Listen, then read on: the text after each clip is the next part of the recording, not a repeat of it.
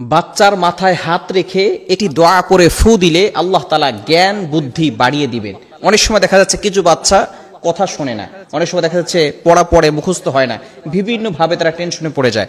যদি আপনি আপনার সন্তানকে আদর্শ সন্তান বানাতে চান এবং কোরআনের সঠিক বুঝ দিতে চান এবং কোরআনের জ্ঞান দ্বীনের জ্ঞান যদি তাকে আপনি দিতে চান, তাহলে আপনি আপনার বাচ্চার মাথায় হাত রেখে এই দোয়াটা পড়লে আল্লাহ পাক রব্বুল আলামিন তার জ্ঞান প্রজ্ঞা আল্লাহ তাআলা তার বুদ্ধিটাকে বাড়িয়ে দিবেন।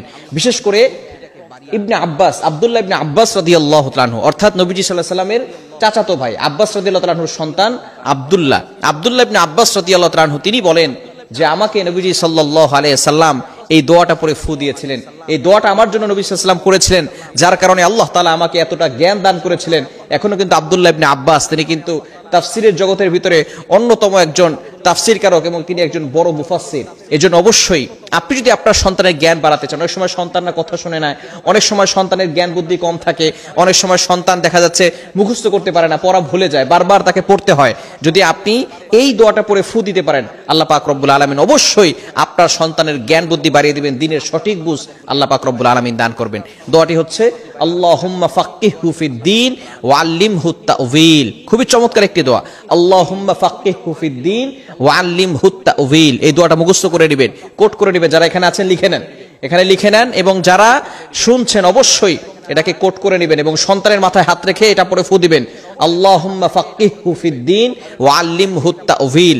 এটা পড়ে আপনি যদি আপনার বাচ্চায় ফু দিতে পারেন, আল্লাহ পাক রব্বুল আলামিন আপনার বাচ্চাকে দ্বীনের সঠিক বুঝ দান করবেন। শুধু তাই নয়, আল্লাহ পাক রব্বুল আলামিন তাকে বড় মুফাসসিরও বানাতে পারেন, আল্লাহ পাক রব্বুল আলামিন তাকে দ্বীনের বড় দায়ী বানাবেন যদি আপনি এই দোয়া পড়ে ফু দেন। অবশ্যই আপনার আল্লাহকে সন্তুষ্ট করার জন্যই আমলগুলো করতে হবে। বিশেষ করে অনেক সময় সন্তানের পড়া মুখস্থ হয় না, পড়া হয় না, জ্ঞান বুদ্ধি কম, এজন্য আপনাকে নামাজ পড়তে হবে।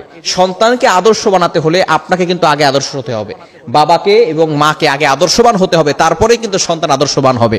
এখন আপনি আপনার সন্তানকে পড়াশোনা দিয়ে বসিয়ে রাখেছেন আর আপনি নিজে ফোন চাপাচাপি করতেছেন, টিভি দেখতেছেন, টেলিভিশন দেখতেছেন, বিভিন্ন শো দেখতেছেন, তাহলে সন্তানও কিন্তু আপনার দেখা দেখি এই শো দেখা শুরু করবে, টিভি দেখা শুরু করবে।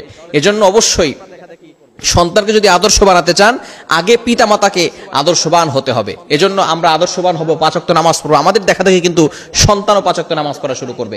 নামাজের পরে দোয়া করবেন, রব্বি জিদনি ইলমা, রব্বি জিদনি ইলমা। নবীজি সাল্লাল্লাহু আলাইহি সাল্লাম চমৎকার দোয়া শিখিয়ে দিয়েছেন, রব্বি জিদনি ইলমা, আয় আল্লাহ আমার জ্ঞানটাকে বাড়িয়ে দেন, আয় রব আমার জ্ঞানটাকে বাড়িয়ে দেন, রব্বি জিদনি ইলমা, আয় আল্লাহ আমার জ্ঞানকে বাড়িয়ে দেন। নবী সাল্লাল্লাহু আলাইহি সাল্লাম এই দোয়া করেছেন, সাহাবায়ে কেরাম করেছেন।